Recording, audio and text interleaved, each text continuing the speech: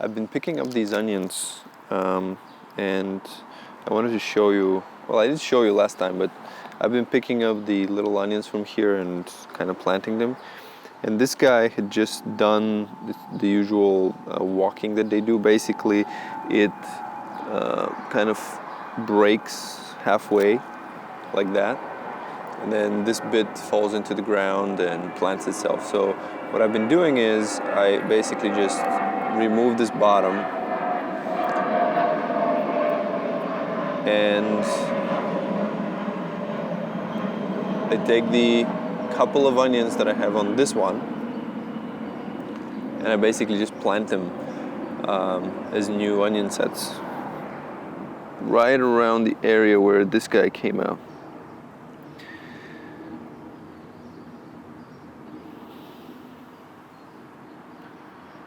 I don't really do anything special, I just kind of pinch them down. That's about it. And then with this bit also has another, I don't know, like 10, 15 little onions in it. So for this, what I've been doing is I chop the whole top. Again, I put the other piece away, and then I bury the entire head like this. I don't know if really that's supposed to happen, but that's how it's supposed to be done. But you know, it's I assume that what it would do in nature. So kind of try and emulate that.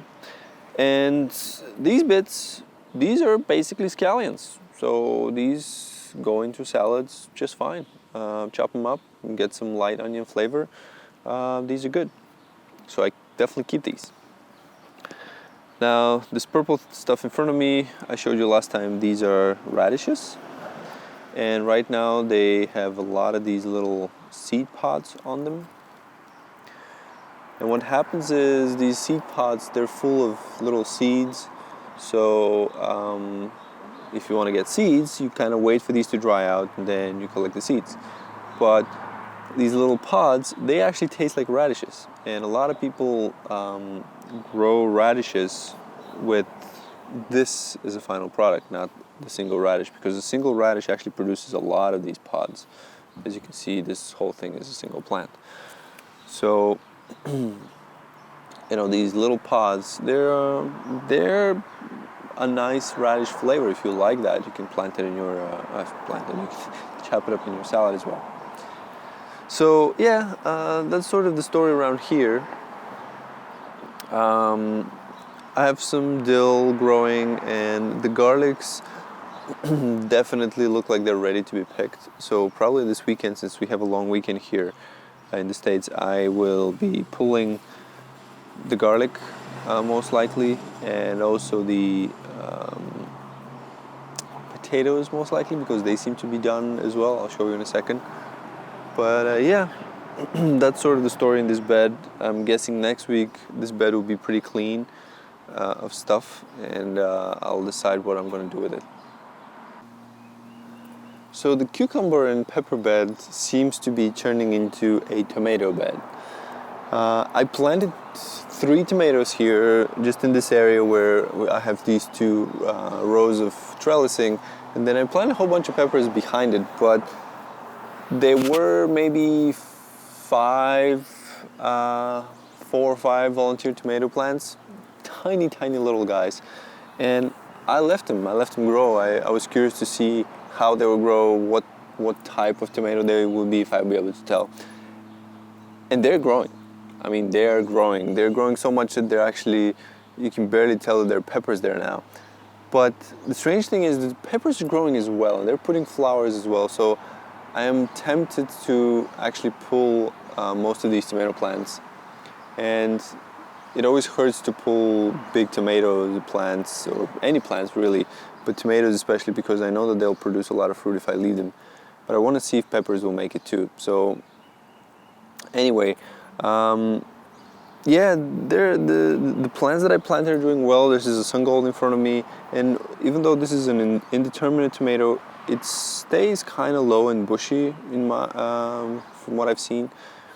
So you know, it's covered in fruit, so I'm not complaining. It's a nice plant, and it's the first one that's produced. I've already picked some tomatoes from it, but it is weird that it kind of stays so low. And the plant behind me is a Cherokee Purple, which I'm actually pruning to a single stem because I want to compare with the other Cherokee Purple plants that I have. I just want to see if there'll be a difference in production. And that's, you know, that's growing nicely. It has 2 tomatoes on it so far, but it has a whole bunch of flowers, so we'll see what happens with that. And the cucumbers are doing actually pretty well.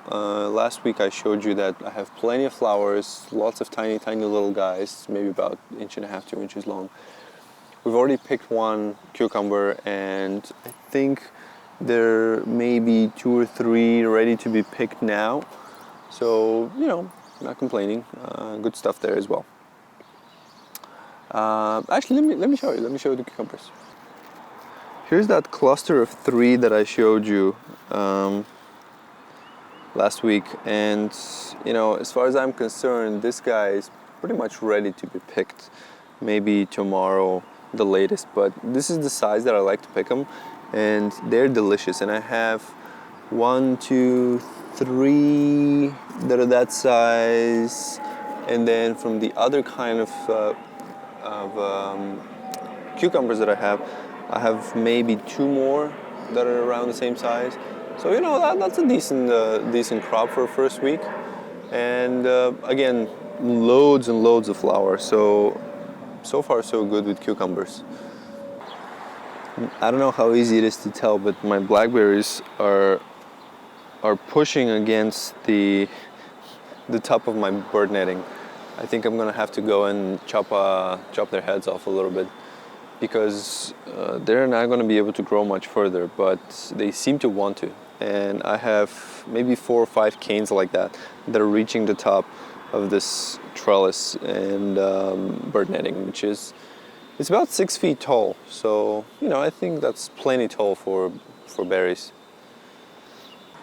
We're also getting some nicely colored fruit, so I'm hoping in a few weeks, maybe less, this will be ready to be picked.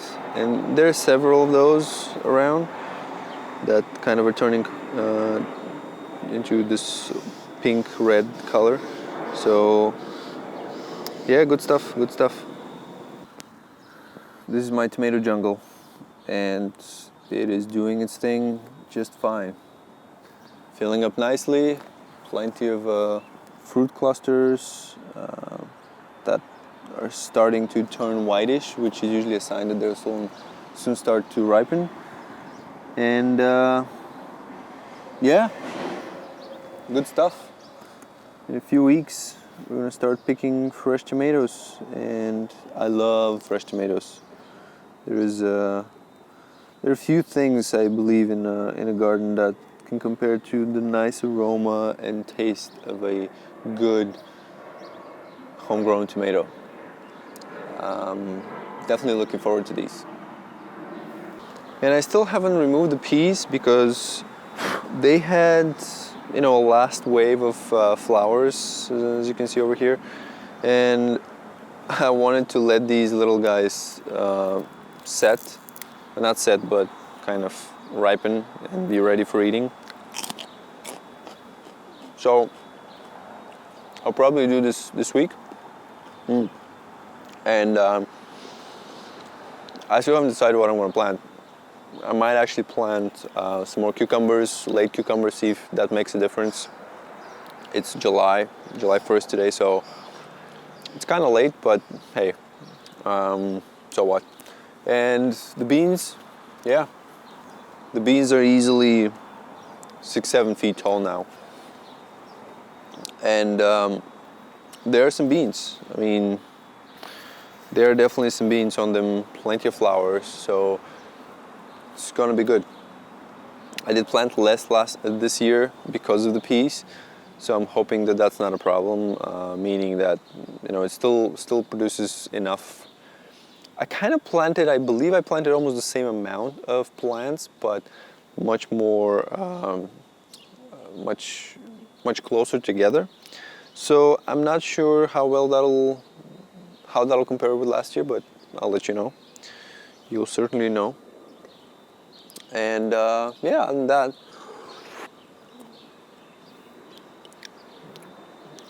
things are good. And I still have lettuce, just on the other side of the piece. Still have lettuce. As much as we eat lettuce, we can't finish it fast enough. So, I mean, it doesn't seem to be bolting, and the flavor still kind of holds together, even though it's very hot now. Yeah, we still have it, and that's been great. I'm actually super surprised that this lettuce hasn't bolted, especially the romaine. Yeah, and there's some summer lettuce over there that's kind of covered in a whole bunch of greens, which is very, very tender. This one definitely is starting to get tough, but not too much, so that it's inedible. The summer lettuce, Miura, I believe, is the variety, is doing great. It's very tender, very soft leaves, no bitterness at all. There might be one or two that are bolting, but the majority are doing fine.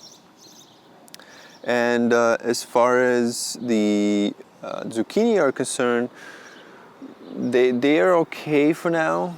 No sign of bugs eating them or damaging them, and they seem to be growing. There is a plant right here in the middle of this green craziness. I leave it like this on purpose because I want all these little flowers to hopefully confuse whatever predators there might be. There's one in the open right in front of me over there. And then there's one over there in the corner by the peas, right next to the Thai basil that I have there and the New Zealand spinach. So a little spread out. We'll see. Oh, and actually there's one right behind me. So 4 plants. And I believe these guys are carrots from last year, but I don't know. I'll let them be. Whatever they are, flowers, little insects flying around, so it's okay with me. They don't seem to be invasive at all. Yeah, that's kind of the story of this bed. Behind me, there is, I believe I planted Brussels sprouts, but I can't remember. Maybe I did. It looks like it's a cabbagey plant. It's growing. So I'll let it be, but I don't know what it is, and also something's going to eat it because I have plenty of little things that like cabbagey plants around here. But yeah, other than that, it's doing all right. My container Delize strawberries are, they're doing all right. I planted 2 plants in here, and let me see, I have 1, 2, 3, 4, 5, 6, 7, 8, 9, 10, easily 10 plants, and probably 4 runners that are trying to escape. So I would say this is a fairly runner happy strawberry, but I mean, it seems to be producing nice fruit for now, at least shape-wise and size-wise. I haven't tried one. I have one that will be ready very soon, actually. It's in my strawberry bed. I'll show you. But what I like about these is the way the fruit kind of comes above the plant. I like it because I can see it, and it's, it's kind of it's a double-edged sword because I suppose also the birds will see it so they can come and eat it, but I prefer it this way, and this way I can also cover the plant and still kind of be able to see things. Plus, this way I don't think any slugs or any sort of crawlies that like to be on the soil will get to them, as opposed to when they're underneath and kind of resting on the soil. So, you kind of choose your battles, but yeah, that's kind of the story with my Delize container here. Let me show you what the other strawberry looks like that's ready to ripen. So what I did here is I bought some of that 1/4 inch. I think it's 1/4 inch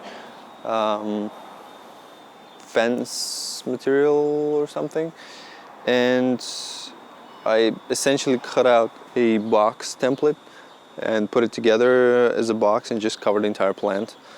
I figured this is probably my best chance of keeping things away, because this is rigid, and I staked it with a little stake here in the corner. So this is rigid.